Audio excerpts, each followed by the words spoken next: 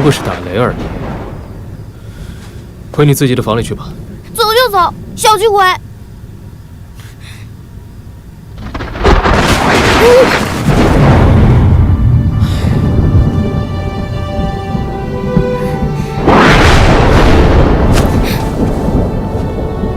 你的反应也太大了吧？走吧。以前打雷的时候，爷爷都在我旁边的。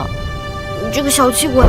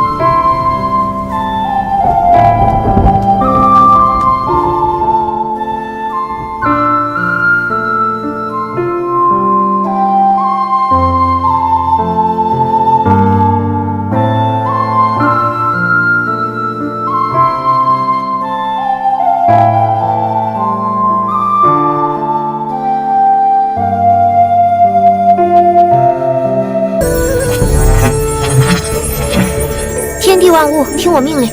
五色石，力量封印。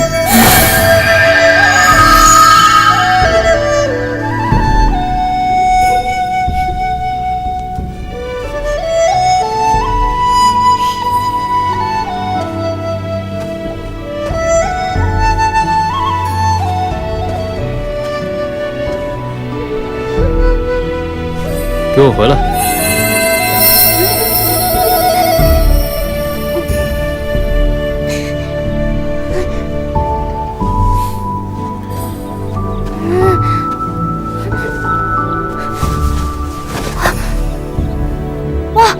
原来你也会阴阳术啊！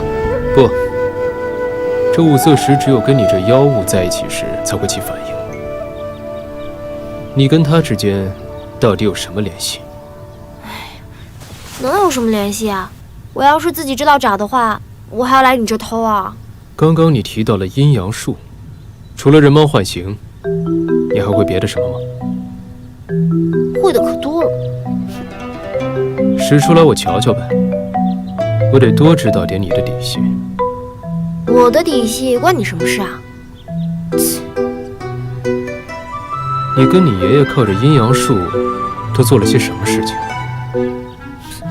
我们能做什么事啊？我们不就是给人驱邪、卖卖桃木符而已啊？是吗？那偷盗别人的物品这种事情，难道也是第一次？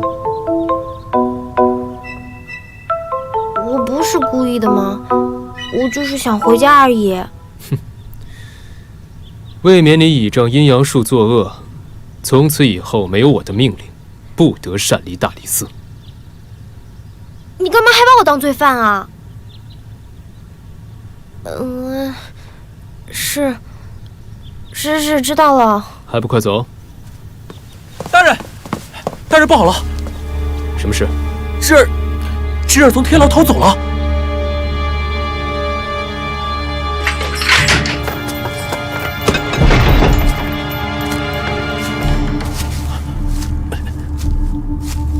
怎么回事啊？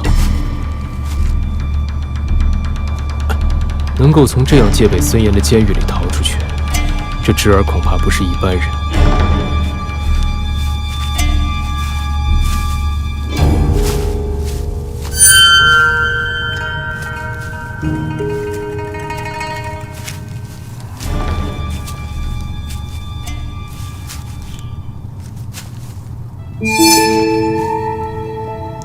出去，这里不是你该来的地方。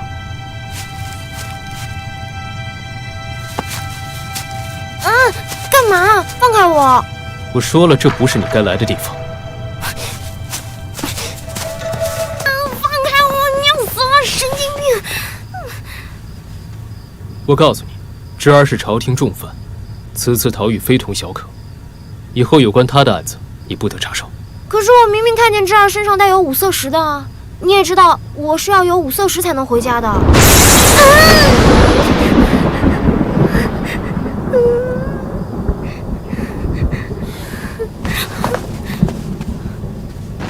不过是打雷而已。回你自己的房里去吧。走就走，小气鬼！